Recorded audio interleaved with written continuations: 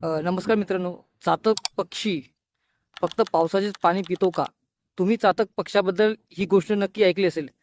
चातक पक्षी फक्त आकाशातून पडणाऱ्या पावसाच्या थेंबाचेच पाणी पितो. मात्र हे खरं आहे का, की फक्त एक जुनी लोककथा? चला आपण जाणून घेऊया. भारतीय संस्कृती आणि साहित्यात चातक पक्षी आशा, प्रतीक्षा आणि निष्ठेचं प्रतीक मानले जाते.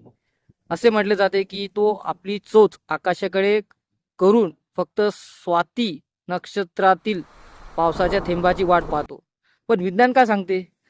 चातक म्हणून ओळखला जाणारा पक्षी म्हणजे पाईड कुको. वैज्ञानिक निरीक्षणानुसार हा पक्षी इतर पक्ष्यांप्रमाणेच तलाव, नदी, पाणवठे आणि इतर स्रोतांमधून पाणी पितो. म्हणजेच तो फक्त पावसाचे पाणी पितो. ही गोष्ट वैज्ञानिक दृष्ट्या खरी नाही, तरी सुद्धा या पक्षाच्या पावसाळ्याशी एक खास संबंध आहे.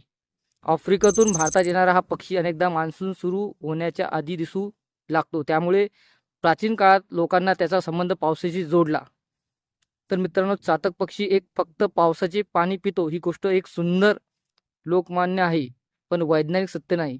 मात्र पावसाच्या आगमनाच्या संकेत देणारा पक्षी म्हणून चातक आजही भारतीय संस्कृतीत विशेष स्थान राखून आहे. तर मित्रांनो, अशाच चक आणि आश्चर्यकारक माहितीसाठी आपल्या चॅनलला सबस्क्राईब करा. धन्यवाद.